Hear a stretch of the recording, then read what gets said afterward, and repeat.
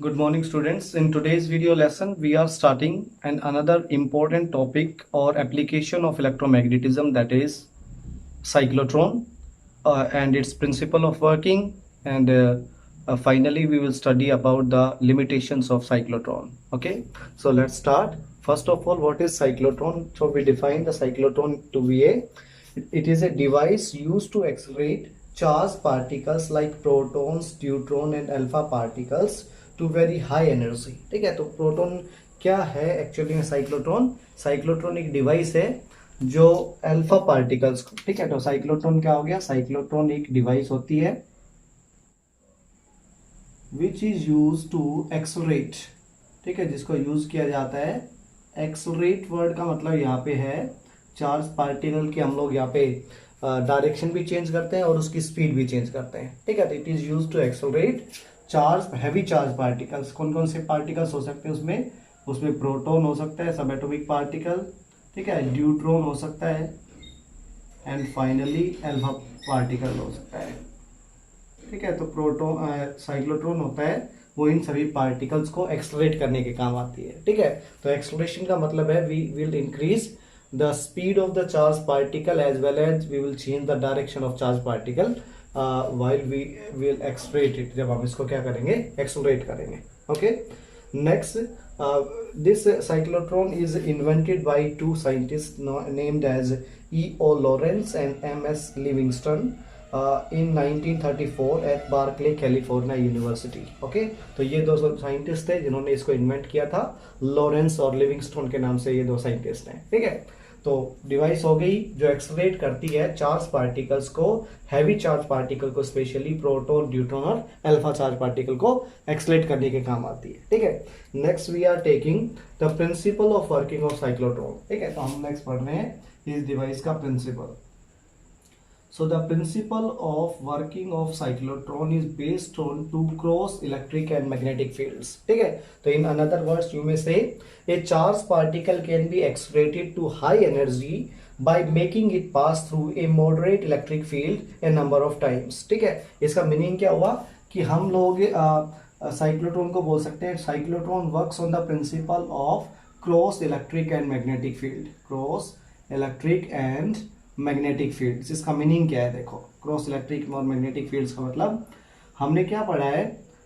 हमने ये पढ़ा था कि magnetic field, net work done by the magnetic field for a charge particle क्या होता है? 0 के बराबर होता है। ठीक है, तो मैं एक थोड़ा सा हल्का सा इसको रिवाइज कर देता हूँ। क्या पढ़ा है अब तक? हमने ये पढ़ा था कि कोई ये इलेक्ट्रिक फील्ड गिवन थी। इस इलेक्ट्रिक फील्ड के अंदर अगर कोई भी मान लेते हैं आपके पास पॉजिटिव क्यू चार्ज पार्टिकल था, if this Q charge particle is projected in this electric field in the direction of electric field. ठीक है, जिस डायरेक्शन में इलेक्ट्रिक फील्ड उसी डायरेक्शन में अगर आपने चार्ज पार्टिकल को प्रोजेक्ट कर दिया तो electric field can exert a force on the charge particle even when this charge particle is at rest और इट इज इन मोशन। ठीक है, तो ये इलेक्ट्रिक फील्ड चार्ज पार्टिकल के ऊपर क्या लगा सकती है? F is equal to q force लगाती है। ठीक है, ओके, और क्या हो सकता है? Due to this force the kinetic energy of the charge particle can be increased, whereas the speed of the charge particle can be increased, और similarly velocity and momentum of charge particle can also be changed. Velocity and momentum of charge particle can also be changed using electric field की help से। ठीक है, लेकिन magnetic field के बारे में अगर हम डिस्कस करें तो लेट मी से एक रीजन बनाया मैंने, उस रीजन के अंदर मैग्नेटिक फील्ड दिखा दी perpendicular to the board inward. ठीक है, तो what does the magnetic field do when a charge particle moving with v velocity enters the magnetic field perpendicularly। अगर perpendicularly magnetic field में क्या करता है? एंटर करता है। in that case the charged particle only takes circular path। Charge particle क्या करता है? सर्कुलर पाथ में रिवॉल्व करने लग जाता है। ठीक है, और नेट वर्क डन, ठीक है, work done by the magnetic field, WD का मतलब हो गया work done by the magnetic field on the charge particle is equal to क्या रहता है? 0 के बराबर। अगर work done magnetic field charge particle पे 0 करती है तो change in kinetic energy done by the magnetic field of the charge particle would be 0। इसका मतलब ये हुआ कि magnetic field kinetic energy provide नहीं कर सकती चार्ज पार्टिकल को। मैग्नेटिक फील्ड इस चार्ज पार्टिकल को सिर्फ सर्कुलर पाथ प्रोवाइड कर सकती है, ठीक है। और इलेक्ट्रिक फील्ड है वो चार्ज पार्टिकल की डायरेक्शन भी चेंज कर सकती है और चार्ज पार्टिकल की स्पीड और काइनेटिक एनर्जी को भी क्या कर सकती है, इंक्रीज कर सकती है। तभी हम बोल रहे हैं कि साइक्लोट्रॉन है वो मतलब कंबाइंड इलेक्ट्रिक और मैग्नेटिक फील्ड के ऊपर बेस्ड इसका प्रिंसिपल है। इस साइक्लोट्रॉन के अंदर electric field will try to increase the kinetic energy of the charge particle और speed of the charge particle, whereas this circular motion in the cyclotron is provided by the magnetic field, ठीक है। तो वो circular motion travel करेगा या spiral motion के अंदर कोई भी चार्ज पार्टिकल जब आगे बढ़ेगा तो वो स्पाइरल मोशन है ना वो उसको मैग्नेटिक फील्ड प्रोवाइड करती है, ओके। तो तभी हम बोल रहे हैं it works on the principle of cross electric और मैग्नेटिक फील्ड्स के प्रिंसिपल के ऊपर क्या करती है, वर्क करती है। यहां हम लोग इलेक्ट्रिक फील्ड लेंगे, वो इलेक्ट्रिक फील्ड आपके पास अल्टरनेटिंग वोल्टेज के द्वारा होगी। तो आप ये भी बोल सकते हो कि हम लोग कॉन्स्टेंटली चेंजिंग इलेक्ट्रिक फील्ड लेंगे। चेंजिंग इलेक्ट्रिक फील्ड का मतलब an electric field which is changing its magnitude as well as polarity every time या ईच सेकेंड, ठीक है। हर फ्रैक्शन ऑफ सेकेंड्स के अंदर उस इलेक्ट्रिक फील्ड की डायरेक्शन भी चेंज होगी और उसकी डायरेक्शन बोल सकते हो या बोल सकते हो पोलरिटी भी चेंज होगी उसके अंदर, ठीक है। और मैग्नेटिक फील्ड लेंगे हम लोग यहाँ, तो magnetic field will be provide by the strong electromagnets, ठीक है। स्ट्रॉन्ग इलेक्ट्रोमैग्नेट से मैग्नेटिक फील्ड प्रोवाइड की जाएगी। So next we are talking about और we are discussing about the construction of the cyclotron. Okay, student, in the construction of a cyclotron, we are taking the two D-shaped hollow evacuated metal chambers, ठीक है। तो यहाँ देखो आपने construction जब भी construction के बारे में पढ़ा जाता है साइक्लोट्रॉन में तो ये बताया जाता है what does the cyclotron consist of, ठीक है। तो first the cyclotron consist of two D-shaped hollow evacuated metallic chambers, ठीक है। जो आपके पास मेटल चैम्बर है जो डी शेप्ड में है। डी शेप्ड का मतलब अगर इनका मैं टॉप व्यू दिखाता हूं तो ये टॉप व्यू से कुछ आपको ऐसे नजर आएंगे, ठीक है। ऐसे दो डी शेप्ड मेटल चैम्बर्स हैं, ऐसे, क्लियर है। इन डी शेप्ड मेटल चैम्बर्स को नाम दे रखा है हमने D1 और D2। इनको हम डीज इसलिए बोल रहे हैं क्योंकि ये अल्फाबेट के डी लेटर से क्या कर रहे हैं, रिजेंबल कर रहे हैं, ठीक है। ओके, नेक्स्ट हम कह रहे हैं these two metal chambers are separated by some distance। तो ये इसके इनके बीच में क्या हो गया, some gap is being left between the two Ds। इन दोनों Ds के बीच में आपने कुछ गैप छोड़ रखा है। उस गैप के सेंटर पे ही एक ऐसा सोर्स रखा जाएगा which will produce positive ion, या जो भी proton neutron alpha charge particle को साइक्लोट्रॉन एक्सेलरेट कर सकता है वही आयन सोर्स यहाँ पे रखा जाएगा। मान लेते हैं प्रोटॉन को अगर क्या करवाना है, एक्सेलरेट करवाना है तो प्रोटॉन का सोर्स रखा जाएगा। न्यूट्रॉन को एक्सेलरेट करवाना है तो न्यूट्रॉन का, अल्फा पार्टिकल का एक्सेलरेट करना है तो अल्फा पार्टिकल का यहाँ पे सोर्स रखा जाएगा।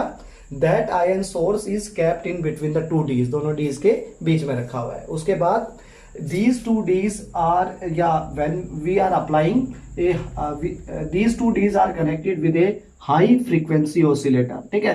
इन दोनों Ds को आपने हाई फ्रीक्वेंसी ऑसिलेटर से क्या कर रखा है, कनेक्ट कर रखा है। क्या होता है फ्रीक्वेंसी ऑसिलेटर? ऑसिलेटर एक डिवाइस होती है which converts direct current into alternating current, and on the reverse rectifier is a device which converts you may say alternating current into direct current, ठीक है। तो आपका चार्जर होते हैं, मोबाइल चार्जर होते हैं, all mobile chargers are rectifiers. क्या होते हैं? वो एक टाइप के रेक्टिफायर्स होते हैं। और ऑसिलेटर क्या होता है? रेक्टिफायर की रिवर्स टर्म होती है, या एंटोनिम्स बोल सकते हो, विच converts direct current into high frequency alternating current, ठीक है। तो यहाँ आपने HF का मतलब यही है, हाई फ्रीक्वेंसी ऑसिलेटर लगा दिया है, ठीक है। क्यों लगाया ऑसिलेटर? तो मैंने कहा था इसके प्रिंसिपल के अंदर कि साइक्लोट्रॉन है वो इलेक्ट्रिक फील्ड और मैग्नेटिक फील्ड के प्रिंसिपल के ऊपर क्या करता है, वर्क करता है। तो हमने कहा साइक्लोट्रॉन को high frequency electric field provide करने के लिए, एक ऐसी इलेक्ट्रिक फील्ड बोल दो या पोटेंशियल डिफरेंस बोल दो, हाई फ्रीक्वेंसी आप बोलोगे पोटेंशियल डिफरेंस प्रोवाइड करने के लिए, that potential difference is nearly equal to 10⁴ volts, ठीक है। तो लगभग 10,000 वोल्ट का पोटेंशियल डिफरेंस आप इन दोनों डीज के बीच में लगाते हो, फर्स्ट थिंग। सेकंड थिंग, जो आपने हाई फ्रीक्वेंसी ऑसिलेटर लगाया है उसकी ऑसिलेटिंग फ्रीक्वेंसी है 10⁻⁷ हर्ट्ज के बराबर। इट सिंपली मीन्स कि 1 सेकंड के अंदर 10⁻⁷ टाइम्स पोलरिटी क्या हो रही होंगी, इस D1 और D2D की क्या हो रही होंगी, चेंज हो रही होंगी। इसका मतलब क्या है कि अगर 1 सेकंड मतलब किसी पर्टिकुलर फ्रैक्शन ऑफ टाइम के ऊपर D1D पॉजिटिव पोटेंशियल पे थी तो D2D पॉजिटिव पोटेंशियल पे थी तो D1D नेगेटिव पोटेंशियल पे होगी।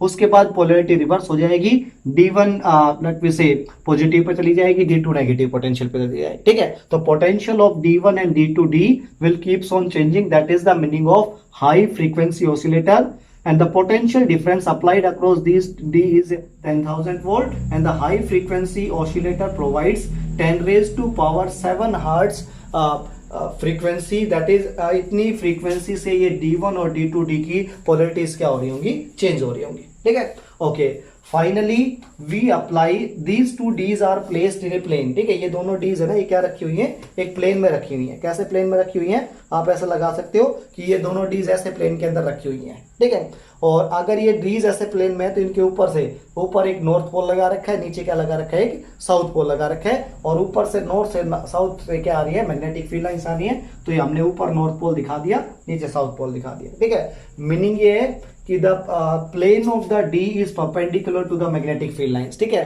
ये इन डीज का जो प्लेन है वो मैग्नेटिक फील्ड लाइंस के क्या है, परपेंडिकुलर है। The magnetic field is perpendicular to the plane of D, and इस पॉइंट को अगर मैं P बोल दूं तो आप बोलोगे P इज ए पॉइंट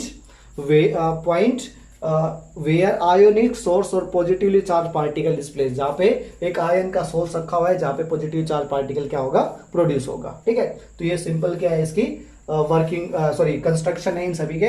तो इसके कितने पार्ट्स हो गए, 2 डीज हो गए, आयोनिक सोर्स हो गया, high frequency oscillator connected across the Ds, and a perpendicular strong magnetic field applied using electromagnets, which is applied in such a way that the plane of these D's is perpendicular to the magnetic field lines. Magnetic field lines के क्या है, perpendicular है। ठीक है, next we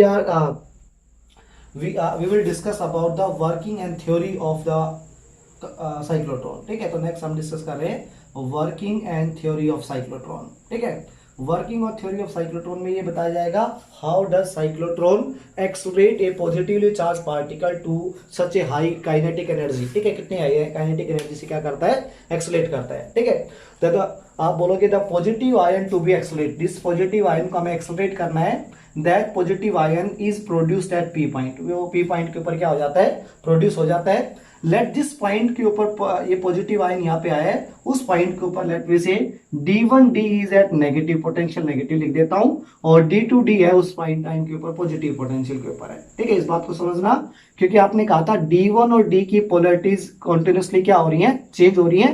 तो D1D is at negative potential, D2D is at positive potential at any instant of time. ठीक है, उसके बाद क्या होगा कि क्योंकि D1D नेगेटिव पोटेंशियल के ऊपर है, एक और इंपॉर्टेंट बात, ये D1 और D है ना, ये मेटेलिक चेंबर्स हैं, और इन सभी इस पूरे साइक्लोट्रॉन के किसको मतलब इस पूरे असेंबली को आप एक स्टील बॉक्स के अंदर बंद रखते हो। तो उसके पीछे रीजन आपको समझ में आएगा, क्योंकि हम यहाँ पे बहुत ही लो प्रेशर रखते हैं, एयर भी नहीं रखते यहाँ पे। क्यों, क्योंकि यहाँ पे जो पॉजिटिव चार्ज पार्टिकल एक्सलेट होगा, those positive charge particle will strike with the air molecules, air molecules के साथ क्या करेंगे, स्ट्राइक करेंगे, तो उससे उनकी काइनेटिक एनर्जी डिक्रीज हो सकती है। तो हम इस पूरे असेंबली को एक स्टील बॉक्स के अंदर या स्टील चैम्बर के अंदर क्या करते हैं, एनक्लोज करते हैं। ठीक है, तो क्या हुआ वर्किंग के अंदर, first of all the ion that is to be accelerate is produced at P point। ठीक है, at that instant let D1D is at negative potential, D2D is at positive potential। ठीक है, since D1D is at negative potential, so this positive particle will get accelerated or attracted towards the D1D, D1D की तरफ क्या हो जाएगा, attract हो जाएगा। ठीक है, D1D की तरफ अट्रैक्ट होते ही ये पॉजिटिव चार्ज पार्टिकल D1D में एंटर कर जाएगा। D1D में एंटर करते ही देखो, D1D क्या है, मेटेलिक चैम्बर है, और हमने पढ़ा है स्क्रीनिंग इफेक्ट, एक शिल्डिंग इफेक्ट पढ़ा था हमने, इलेक्ट्रोस्टैटिक शिल्डिंग बोलते थे कि किसी भी मेटेलिक चैम्बर के अंदर इलेक्ट्रिक इफेक्ट कितना बन जाता है, 0, मतलब इलेक्ट्रिक फील्ड 0 के बराबर होती है। इसका मतलब सिर्फ इस D1D का काम इतना था कि इस पॉजिटिव चार्ज को अपनी तरफ अट्रैक्ट करके अपने अंदर D1D के अंदर इंट्रोड्यूस करवा देना। ठीक है, अब D1D और D2D के ऊपर एक परपेंडिकुलर मैग्नेटिक फील्ड लग रही है। ठीक है, तो मैंने इसकी प्रिंसिपल में बताया था कि अगर कोई भी एक परपेंडिकुलर मैग्नेटिक फील्ड के अंदर एक Q charge particle v velocity से एंटर करता है तो वो magnetic field velocity Q charge particle को कैसे डायरेक्शन में रोटेट करती है, सर्कुलर डायरेक्शन के अंदर सर्कुलर पाथ प्रोवाइड करती है। ठीक है, तो in the similar way when this positive charge particle will enter into the D1D के अंदर जैसे ये एंटर करेगा, this charge particle will take a semi circular path. ठीक है, ये चार्ज पार्टिकल एक सेमी सर्कुलर पाथ लेगा। मैं छोटा कर देता हूं सेमी सर्कुलर पाथ को। ये चार पार्टिकल ने ऐसा सर्कुलर पाथ लिया। ठीक है, ठीक है, ये सेमी सर्कुलर पाथ लिया चार पार्टिकल ने, और ये सेमी सर्कुलर पाथ कवर करने के बाद जैसे ये चार्ज पार्टिकल किसके अंदर आता है, as the charge particle come in between the gap of two dees, दोनों डीज के बीच में आता है। ध्यान से सुनना, चार्ज पार्टिकल ने पहले let we say R radius का, इस चार्ज पार्टिकल के रेडियस को या सेमी सर्कुलर पाथ के रेडियस को मैं आर बोल देता हूं, तो इस आर रेडियस के सर्कुलर पाथ को लेके charge particle comes in between the gap of two dees, दोनों डीज के बीच में आ जाता है। तो पहले कोई आपसे ये पूछे कि what would be the radius of this circular path, तो सिंपल है, the radius of this circular path would be given by the, अगर किसी चीज को हम लोग सर्कुलर पाथ में रोटेट कर रहे हैं तो उस केस के अंदर magnetic force acting on the charge particle will provide the necessary centripetal force to take the semicircular path। ठीक है, तो मैग्नेटिक फोर्स चार्ज पार्टिकल के ऊपर लग रहा है QVB के बराबर। ठीक है, और सेंट्रीपिटल फोर्स हो जाएगा यहाँ पे mv² divided by r is the radius of semi circular path. ठीक है, वेलोसिटी कैंसिल हो जाएगी तो radius of semi circular path आ जाएगा आपके पास mv डिवाइडेड बाई QB के बराबर। क्लियर है, फर्स्ट थिंग। सेकेंड थिंग क्या है कि if this radius of the circular, if this one is the radius of the circular path, then what is the time taken by the charge particle to travel this semicircular path। तो time को मैंने छोटे t से denote कर दिया। ठीक है, कैसे निकालोगे, सेमी सर्कुलर पाथ का रेडियस r है तो डिस्टेंस कितनी कवर की होगी उस चार्ज पार्टिकल ने, पाई r, that is semi circular path cover किया होगा, divided by half of the circumference होगी ये, divided by velocity of the charge particle. ठीक है, पाई आर को मैंने एज इट इज रख दिया। Velocity of the charge particle can be calculate from this equation, so velocity comes out to be QBR divided by mass of the charge particle. ठीक है, तो यहां आपने पुट कर दिया QBR divided by mass of charge particle. ठीक है, तो मास ऊपर चला जाएगा। ठीक है, R से R कैंसिल हो जाएगा, तो time taken by the charge particle आ गया आपके पास pi divided by magnetic field into Q divided by, इस मास को मैं नीचे ले आता हूं, तो ये जो टाइम टेकन है, ठीक है, कौन सा टाइम है, this is the time which charge particle will take to complete this circular path and finally comes in between the gap of two dees. ठीक है, तो this time taken comes out to be a constant quantity. देखो आ रही है कि नहीं आ रही है, क्यों, क्योंकि पाई की वैल्यू कांस्टेंट है। मान लेते हैं आपने प्रोटॉन चूज किया तो प्रोटॉन का स्पेसिफिक चार्ज कांस्टेंट होता है। कैसे निकालोगे specific charge, charge on proton होता है 1.6 into 10⁻19 coulomb divided by mass of proton होता है 1.67 इंटू 10⁻⁻27 के बराबर। तो यहां से आप लोग चार्ज टू मास रेशियो निकालोगे, which one comes out to be a constant for proton. ठीक है, मैग्नेटिक फील्ड जो आपने अप्लाई कर रखे साइक्लोट्रॉन में कांस्टेंट है, तो सारी चीजें अगर कांस्टेंट है तो इसका मीनिंग क्या हुआ कि each time when the charge particle will take the semicircular path, जिस भी या तो D1D में या D2D में जब भी semi circular path charge particle लेगा तो वो जो टाइम लेगा that time would always be same. वो टाइम क्या रहेगा, t के बराबर रहेगा और वो सेम रहेगा। और ना तो इस टाइम के अंदर दो इंपॉर्टेंट चीज, neither this time taken to complete this circular path is depending on the velocity of charge particle, nor it is depending on the radius of the charge particle. ठीक है, ना तो ये टाइम है ना ये वेलोसिटी ऑफ चार्ज पार्टिकल पे depend कर रहा है, ना रेडियस के ऊपर डिपेंड कर रहा है। ठीक है, तो सिंपल ये हो गया कि चार्ज पार्टिकल है वो ना तो टाइम और ना वेलोसिटी पे डिपेंड कर रहा है। तो each time the charge particle will take semi circular path, its time period is going to be same. इसका टाइम पीरियड क्या रहेगा, सेम रहेगा। ठीक है, आगे बढ़ते हैं। देखो इससे फायदा क्या मिलेगा आपको आगे समझ में आएगा। देखो आर रेडियस का सेमी सर्कुलर पाथ लिया and the charge particle finally comes in between the gap of two dees. ठीक है, as soon as the charge particle comes in between the gap of two D's, the polarity of D1 and D2 D's get reversed। ठीक है, अब क्या था, अब D1 initially क्या था, D1D नेगेटिव पोटेंशियल के ऊपर थी, D2D पॉजिटिव पोटेंशियल पे थी। ठीक है, जैसे ही P पॉइंट के ऊपर मतलब गैप में आएगा चार्ज पार्टिकल, D1 और D2D की पोलैरिटी रिवर्स हो जाएंगी। जो पॉजिटिव पोलैरिटी की थी D, वो नेगेटिव पोलैरिटी की हो जाएगी, और जो नेगेटिव पोलैरिटी की थी वो क्या हो जाएगी, पॉजिटिव पोलैरिटी। ठीक है, तो उसके अकॉर्डिंग आप ये बोलोगे D1D गेट पॉजिटिवली चार्ज या positively is at higher potential, और D2D है ना वो लोअर पोटेंशियल पे आ जाएगी। ठीक है, तो क्या होगा, दिस इलेक्ट्रॉन, ठीक है, इस इलेक्ट्रॉन के पाथ को मैं इस D2D में अलग पाथ से दिखा देता हूं कि अब ये जो चार्ज पार्टिकल था, ये चार्ज पार्टिकल अब D2D के अंदर क्या करेगा, एंटर करेगा। ठीक है, D2D के अंदर जैसे ये एंटर करेगा, it will take longer radius. ठीक है, इसका रेडियस थोड़ा सा बड़ा हो जाएगा। ठीक है, इनिशियल वाले रेडियस से बड़ा क्यों होगा, क्योंकि हमने अभी निकाला था radius of the semi circular path of charge particle. This radius is depending और directly proportional to the velocity of charge particle. ठीक है, साइक्लोट्रॉन काम ये करता है कि वेलोसिटी ऑफ चार्ज पार्टिकल को क्या करता है, इंक्रीज करता है, तभी चार्ज पार्टिकल की काइनेटिक एनर्जी बढ़ेगी। इसका मतलब जैसे ही D1 से D2D में आएगा, the charge particle will have higher velocity, since it possess higher velocity, so its radius of semicircular path would be higher। ठीक है, इसका semicircular path का रेडियस भी हाई होगा। फिर ये दोबारा गैप में आ गया, गैप में आते दोबारा से पोलैरिटी रिवर्स हो जाएंगी, D2D पॉजिटिव पोलैरिटी हो जाएगी, और D1D की दोबारा से पोलैरिटी क्या हो जाएगी, नेगेटिव। उसके बाद D1D उस पॉजिटिव चार्ज पार्टिकल को दोबारा से एक्सलेट करेगी, और चार्ज पार्टिकल ऐसे ही सेमी सर्कुलर पाथ के अंदर या ऐसे सर्कुलर पाथ में एक्सलेट करता हुआ आगे बढ़ेगा। जब चार्ज पार्टिकल एक्सलेट करता करता, ठीक है, फाइनल पैरामीटर पे पहुंच जाएगा या फाइनल रेडियस के ऊपर पहुंच जाएगा, तो यहाँ चार्ज पार्टिकल को बाहर निकालने के लिए, यहाँ कहीं चार्ज पार्टिकल को बाहर निकालने के लिए ए विंडो इज प्लेस्ड। यहाँ पे क्या लगा रखी होती है, एक विंडो लगा देते हैं हम लोग। ठीक है, विंडो क्या होती है, A window is simply two metallic plates on which a deflecting electric field is applied। ठीक है, विंडो क्या होती है, दो पैरेलल मेटल प्लेट्स होती हैं जिनके ऊपर डिफ्लेक्टिंग इलेक्ट्रिक फील्ड लगाते हैं। डिफ्लेक्टिंग इलेक्ट्रिक फील्ड लगाते ही ये पॉजिटिव चार्ज पार्टिकल इस सर्कुलर पाथ से डिफ्लेक्ट होके बाहर आ जाता है, and it is strike on the purpose for which it is accelerated. ठीक है, जिस पर्पज के लिए इसको क्या किया गया है, इस चार्ज पार्टिकल को एक्सलेट किया गया है, उस टारगेट के ऊपर क्या करता है, ये स्ट्राइक करता है। तो ये सिंपल सा प्रिंसिपल ऑफ वर्किंग हो गया, कंस्ट्रक्शन हो गया और वर्किंग हो गई इसकी। ठीक है, अब आपसे ये पूछा जाएगा what is the maximum kinetic energy, क्योंकि साइक्लोट्रॉन में हमने पढ़ा यही था, साइक्लोट्रॉन प्रोवाइड्स काइनेटिक एनर्जी या higher kinetic energy to a charge particle. ठीक है, तो नेक्स्ट हम निकाल रहे हैं मैक्सिमम।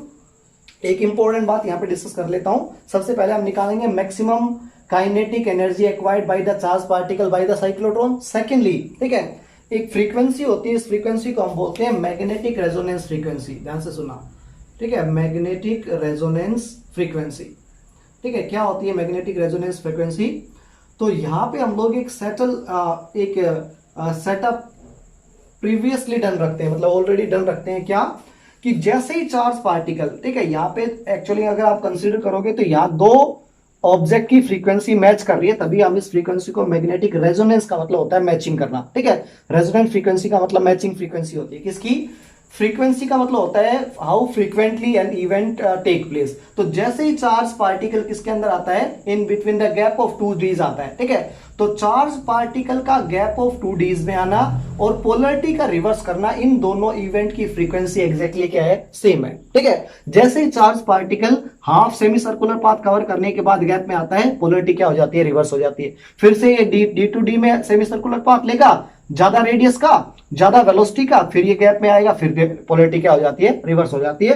तो magnetic resonance frequency is the frequency with which the particle comes in between the gap. ठीक है, पार्टिकल का गैप में आने की frequency is equal to frequency of changing electric field या changing the polarity of dees, frequency of changing polarity of electric field, polarity of electric field, electric field की polarity को change करने की frequency exactly क्या होती है, बराबर होती है। और इन दोनों की बराबर फ्रीक्वेंसी को हम क्या बोलते हैं, मैग्नेटिक रेजोनेंस फ्रीक्वेंसी बोला जाता है। ठीक है, now we will try to find out the maximum kinetic energy of positive ion. ठीक है, यही फाइंड आउट कर देते हैं। तो नेक्स्ट हम ले रहे हैं maximum kinetic energy of positive ion, maximum kinetic energy of positive ion. Positive ion की मैक्सिमम काइनेटिक एनर्जी क्या हो सकती है। ठीक है, वैसे होगी कहां पे, जब पॉजिटिव आयन लार्जेस्ट रेडियस लेगा। ठीक है, तो maximum radius of positive ion में लिख दिया R0,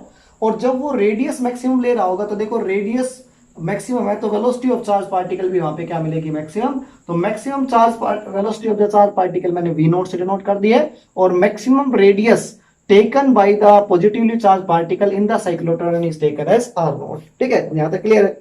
अब हमने अभी सीखा था कि साइक्लोट्रॉन सर्कुलर पाथ में इसलिए रोटेट कर रहा है क्योंकि साइक्लोट्रॉन पे लगने वाला centripetal force m v naught divided by m v naught square divided by r naught is equal to q b for magnetic field, q for charge particle, और वी नोट हो गया इसकी वेलोसिटी के बराबर। यहां से हम velocity maximum velocity of charge particle निकालेंगे तो कैसे आ जाएगा, वी नोट से वी नोट कैंसिल हो जाएगा, तो वो आ जाएगा आपके पास b Q maximum radius of the charge particle divided by mass of charge particle. ठीक है, आपको निकालना क्या है, maximum radius of the charge particle निकालना है, maximum kinetic energy of charge particle.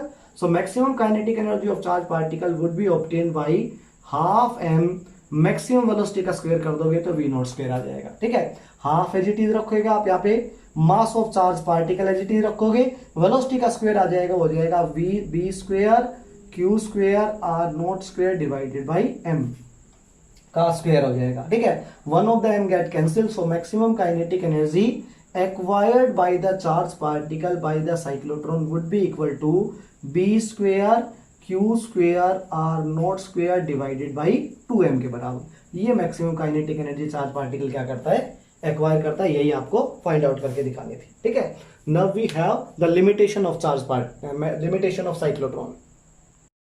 Okay student, next हम डिस्कस कर रहे हैं इसके अंदर लिमिटेशंस ऑफ साइक्लोट्रॉन। ठीक है, limitation of cyclotron simply means क्या साइक्लोट्रॉन एक चार्ज पार्टिकल को स्पीड ऑफ लाइट के बराबर एक्सलरेट कर सकता है, मींस क्या चार्ज पार्टिकल क्या साइक्लोट्रॉन एक चार्ज पार्टिकल की वेलोसिटी को स्पीड ऑफ लाइट के बराबर या उससे ज्यादा क्या कर सकता है, एक्सलरेट कर सकता है या नहीं, या उसकी वेलोसिटी को उतना इंक्रीज कर सकता है या नहीं, यही हम लोग इसकी लिमिटेशन में पढ़ेंगे, और एक दो लिमिटेशन हो रहे हैं इसकी। ठीक है, तो फर्स्ट लिमिटेशन हो गई, charge cyclotron can accelerate only charge particle, it simply means अनचार्ज particle can not be accelerated with the help of cyclotron. ठीक है, अनचार्ज पार्टिकल्स को साइक्लोट्रॉन क्या नहीं कर सकता, एक्सलरेट नहीं कर सकता। तो फर्स्ट लिमिटेशन हो गई, न्यूट्रॉन्स या neutral particle can not be accelerated with the help of cyclotron. ठीक है, the second limitation is light charge particle can not be accelerated by a cyclotron. Light charge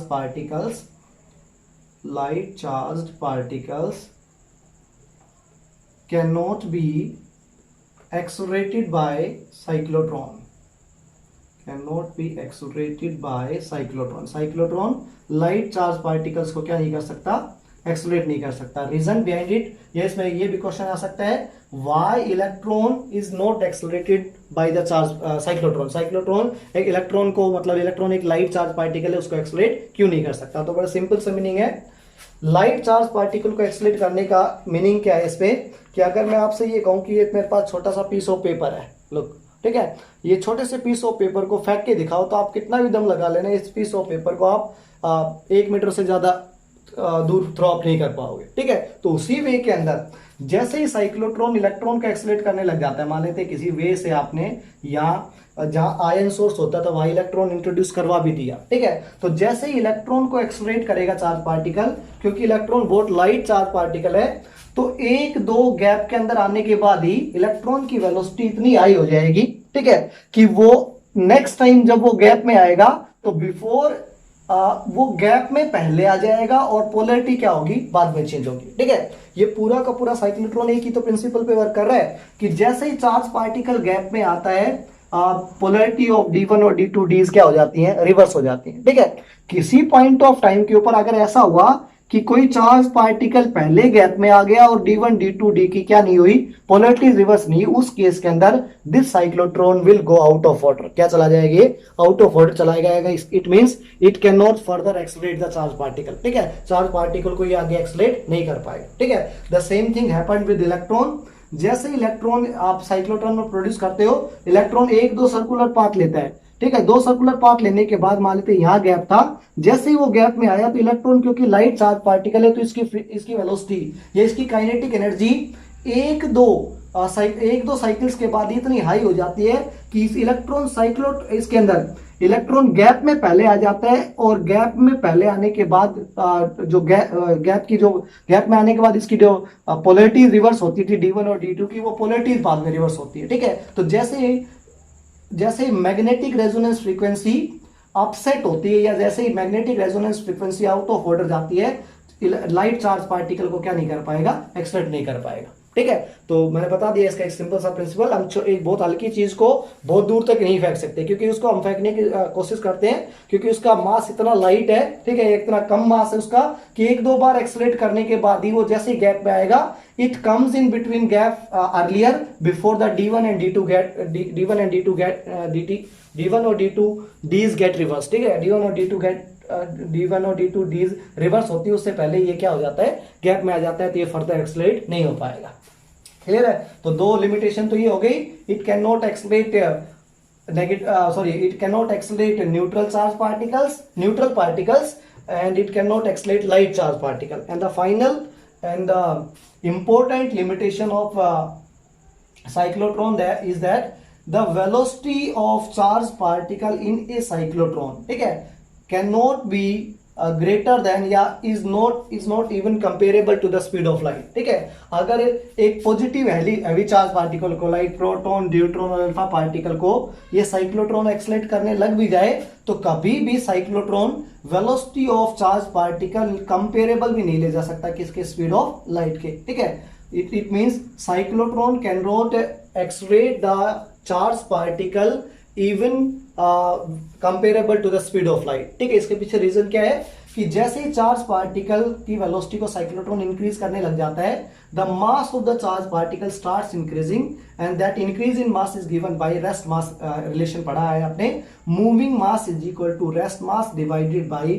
1 minus velocity of the square of the velocity of mass divided by square of speed of light. ठीक है, ये आपने पढ़ा है, इसको rest mass relation बोलते हैं। ठीक है, ओके, आपने क्या पढ़ा था, ये तो रेस्ट मास रिलेशन होगा। इसके अकॉर्डिंग सिंपल है, as the velocity of the charge particle starts increasing, its moving mass will also start increasing. इसका मूविंग मास भी क्या हो जाता है, बढ़ने लग जाता है। ठीक है, अगर मूविंग मास बढ़ा तो डिफिनेट सी बात है, चार्ज पार्टिकल उतनी जल्दी के, अगर किसी का मास बढ़ गया तो हैवी हो गया ना चार्ज पार्टिकल, तो चार्ज पार्टिकल उस गैप में उस टाइम पे नहीं आ पाएगा जिस टाइम पे D1 और D2 क्या हो रही थी, रिवर्स हो रही थी। ठीक है, तो इसको आप टेक्निकली ये भी समझा सकते हो कि हम पहले ये बोल रहे थे कि time taken by the charge particle to complete semi circular path था, उसका फॉर्मूला हमने निकाला था, वो था हमारे पास pi m divided by QB था ये फॉर्मूला।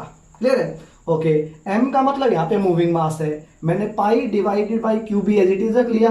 ठीक है, और मूविंग मास की जगह हमने रेस्ट मास वाला फॉर्मूला पुट कर दिया, m0 divided by under the root 1 minus v square divided by c square के बराबर। ठीक है, तो ये था, this is the time taken by the charge particle to complete semi circular path. ठीक है, और ये टाइम पीरियड आप कांस्टेंट लेते थे नॉर्मल कंडीशंस के अंदर। ठीक है, अब हुआ क्या, जैसे ही साइक्लोट्रॉन ने चार्ज पार्टिकल की वेलोसिटी को कंपेरेबल ले जाने की कोशिश करी, कहां पे, स्पीड ऑफ लाइट के बाद। ठीक है, तो velocity of charge particle increase हुई, उसके साथ साथ मास ऑफ चार्ज पार्टिकल भी क्या हो गया, इंक्रीज हो गया।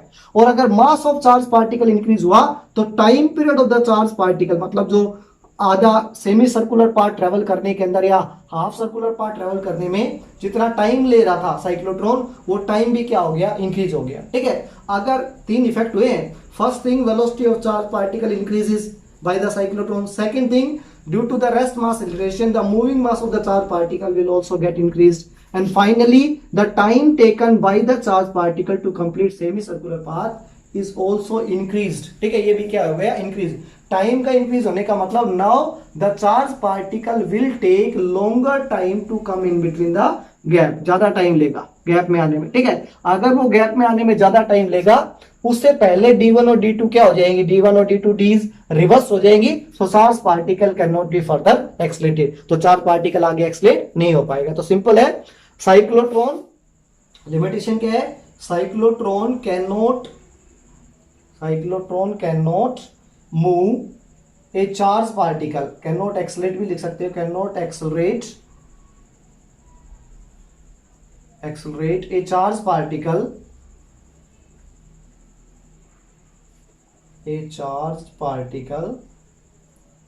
beyond a certain limit, beyond a certain limit. ठीक है, एक सर्टन एक निश्चित लिमिट के बाद साइक्लोट्रॉन चार्ज पार्टिकल को एक्सलेट नहीं कर पाएगा। And the reason is simple, when it try to increase the velocity of the charged particle nearly comparable to the speed of light, its velocity get increased. While its velocity increases, its mass, moving mass of the charged particle will also get increased. So due to the heavy mass of the charged particle, the charged particle will take longer time to come in between the gap, so it would not be further accelerated by the cyclotron। ठीक है, तो cyclotron इसको आगे accelerate नहीं कर पाएगा। ठीक है, तो टॉपिक है, इसको पढ़ लेना। Thank you very much.